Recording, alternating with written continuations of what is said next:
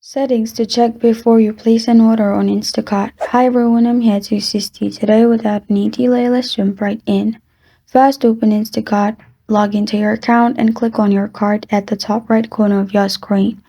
After you click on your cart, you'll find this kind of screen. Here, make sure the quantities and products are right. Then press on Go to Checkout.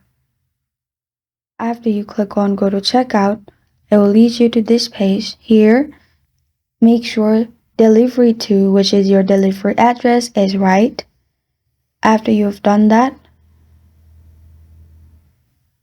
you can press on Done at the bottom. Then make sure it's fast delivery or schedule and save. Also make sure your payment method is right for the payment, and if you have promo codes you can add as well. And after you do this, you can press on Continue and Order. This is settings to check before you place an order on Instacart.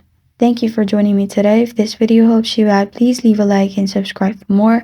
Got a question or want to suggest a topic, comment below. Thank you for watching.